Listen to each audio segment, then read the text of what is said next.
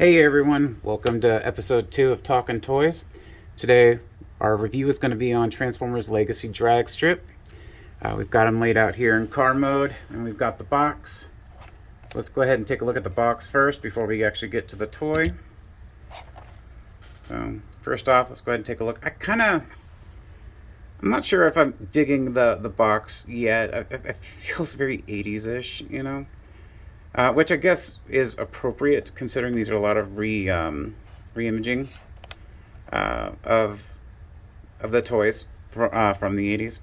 But we have the Transformers Legacy logo there, a Dragstrip in his car form.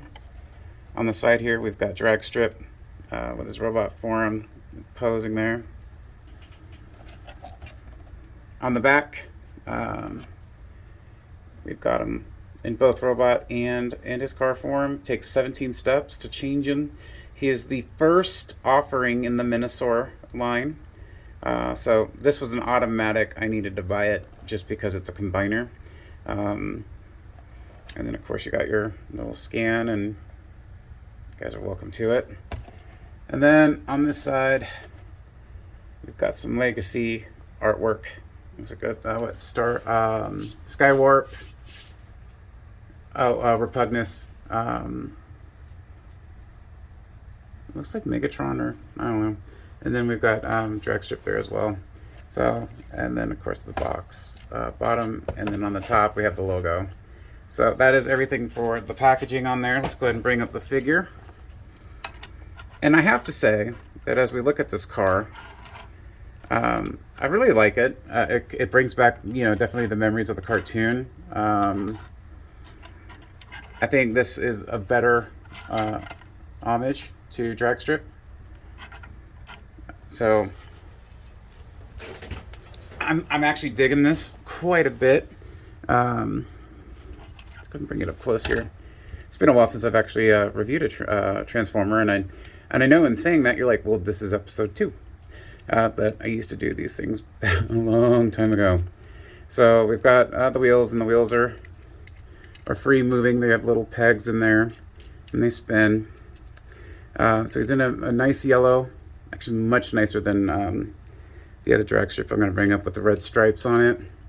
Like a mustard gold for the driver's area. I was going to say cockpit. We have Decepticon symbol. Again, more of this mustard gold. And then the racing stripes on there as well. As you can see, we've got Dragstrip's head there. Silver paint apps for the engine. His guns are on there, and of course they're in a kind of metallic purple and black. The other wheels there in the back. The spoiler has the same mustard gold and red stripes. And that's the bottom there. Now already that there's the release to split them into 2 pieces when we do the Minosaur transformation. There's a lot of reviews out there that have already shown it, so I'm not going to do it.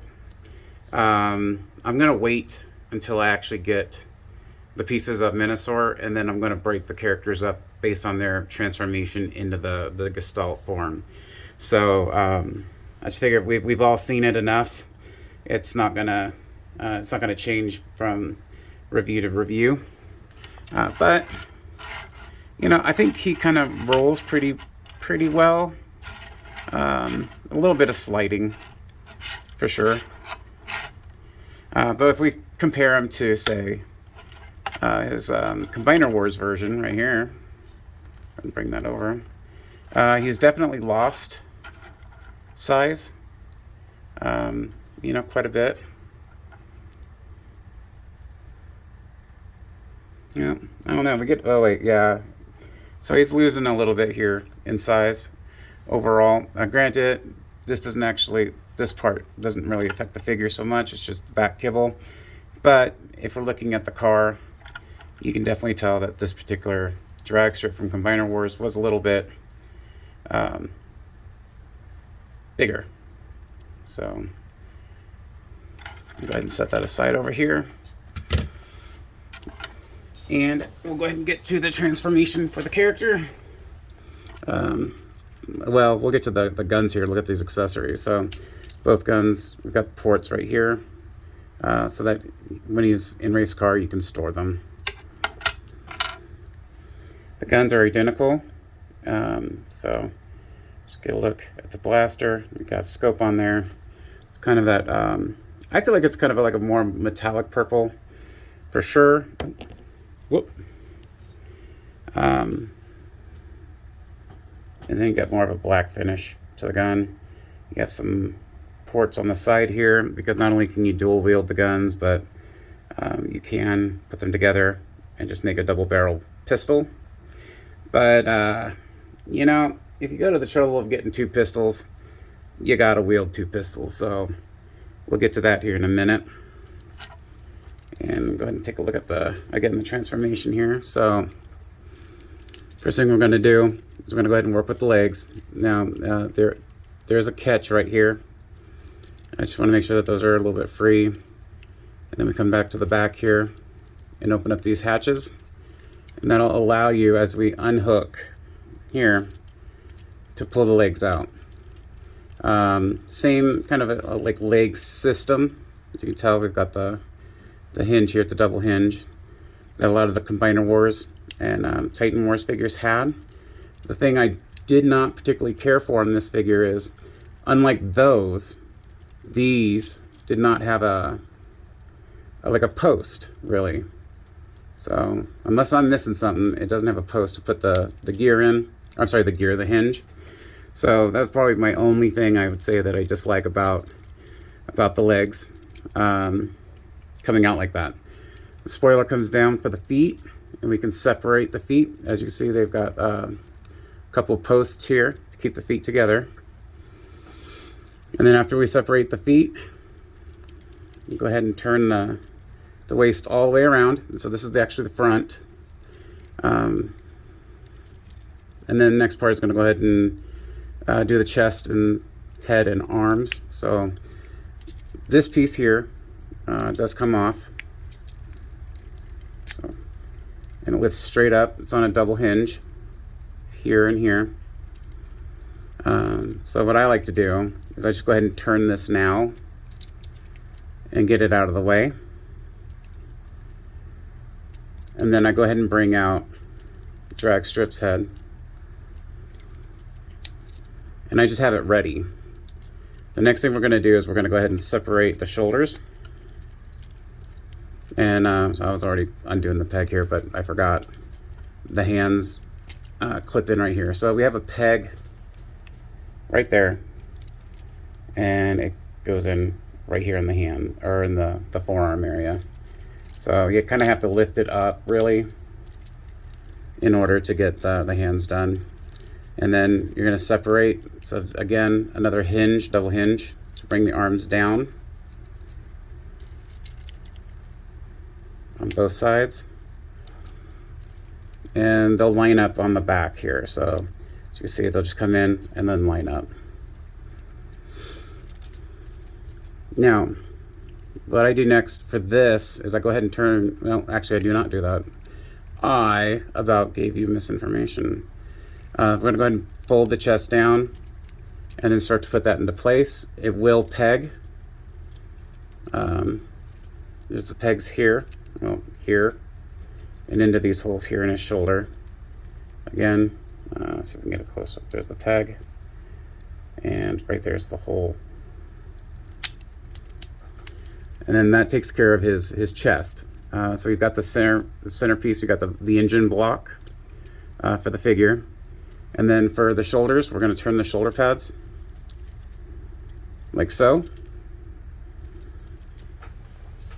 And then we're going to go ahead and take the wheels on the side here. So these actually come up like this.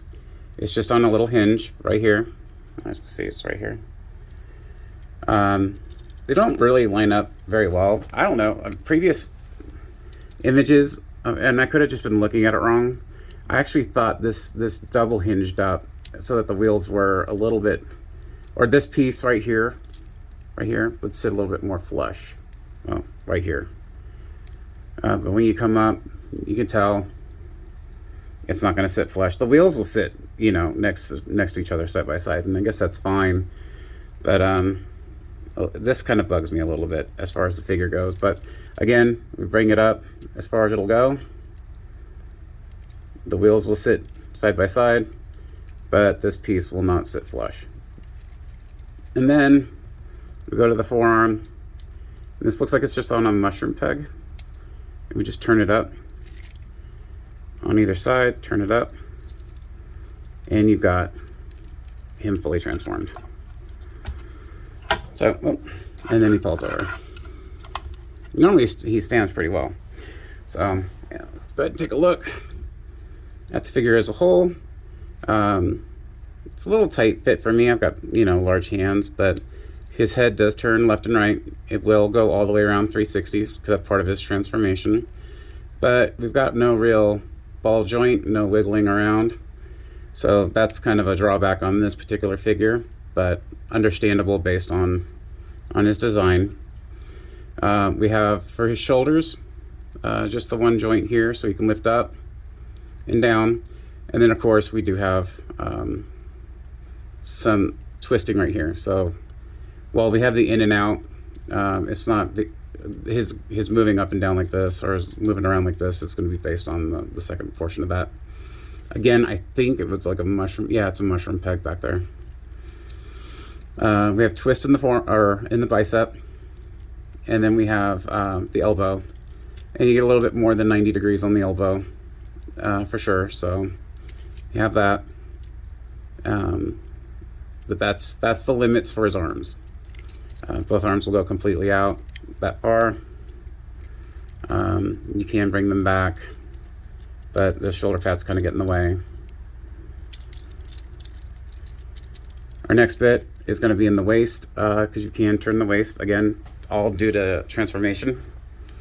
The one thing that's kind of bugging me on this, because your next piece is the hips. So I feel like these hips might not be great. They seem a little iffy to me, just because of the peg here, but you can do splits with the figure. You can bring it up. Bring the hips all the way to the back, like so. You've got thigh rotation, and then of course you have your knee, but you don't get a full 90 on the knee because the car is actually gonna, or the car pieces are gonna prevent it. Ankle, you do get your ankle tilt, and then of course because of transformation you get the back and forth movement there. So that's his that's all of his points of articulation for the character. And set him down. Bring out his guns. Again, he's going to be dual wielding, but it's your figure. If you like to have him have a double barrel pistol, you know, hey, that's your thing, man. Enjoy it. I happen to like dual wielding pistols. You know. The reason being is because I actually like Val Kilmer in Tombstone, because I like his character having two pistols. And of course my favorite scene was when he was going up to Johnny Ringo in the streets and he had one gun behind his back. Of course you can't do this because you can't bring the arm over, but of course, you know, he could reach for the second gun that would have been at his side there at his waist.